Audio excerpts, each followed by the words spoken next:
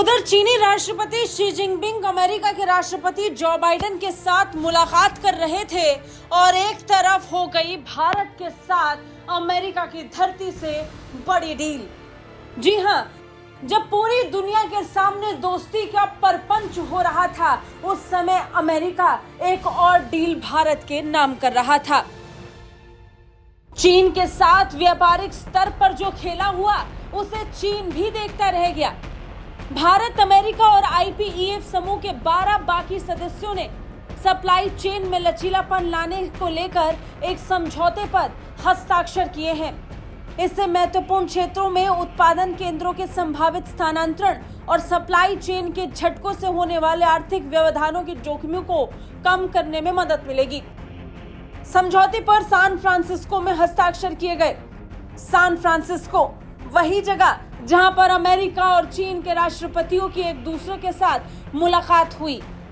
वाणिज्य और उद्योग मंत्री Piyush Goyal Indo Pacific economic framework for prosperity की मंत्री स्तरीय बैठक में हिस्सा लेने के लिए सैन फ्रांसिस्को पहुंचे थे। इस समझौते से भारत जैसे सदस्य देशों की चीन पर निर्भरता कम करने में मदद मिलेगी। कोविड-19 वैश्विक महामारी के प्रकोप ने वैश्विक सप्लाई चेन को गंभीर रूप से बाधित किया था, क्योंकि अधिकतर देश दवा संबंधी कच्चे माल जैसे विभिन्न उत्पादों के लिए चीन पर निर्भर हैं। अब इन सब के बीच चीन पर से निर्भरता कम हो जाएगी।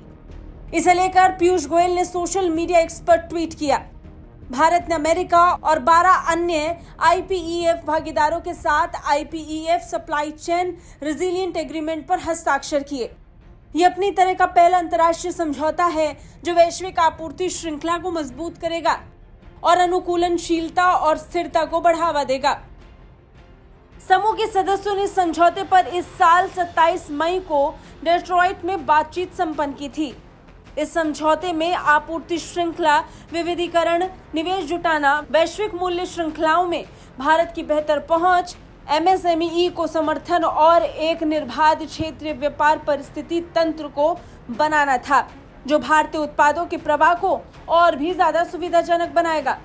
कार्यक्रम को संबोधित करते हुए पीयूष गोयल ने IPEF के सामूहिक लक्ष्यों को साकार करने के लिए सहयोग बढ़ाने पर जोर दिया, खासकर स्वच्छ अर्थव्यवस्था की ओर बदलाव के लिए किफायती वित्तपोषण जुटाने और प्रौद्योगिकी सहयोग बढ़ाने की आवश्यकता पर। अब यहाँ बड़ी बात ये कि भारत ने अमेरिका और IPEF समूह के 12 अन्य सदस्यों के साथ ये डील ऐसे वक्त पर की थी जब चीन और भारत दोस्ती का हाथ बढ़ा रहे थे। जिस बीच अमेरिका चीन से शांति की अपील कर रहा था, उस वक्त अमेरिका चीन के दुश्मन भारत से एक बहुत मजबूत और बड़ी डील कर रहा था, जो सीधे सीधे चीन की सप्लाई चेन को सबसे बड़ी चुनौती है। ब्यूरो रिपोर्ट, भारत तक।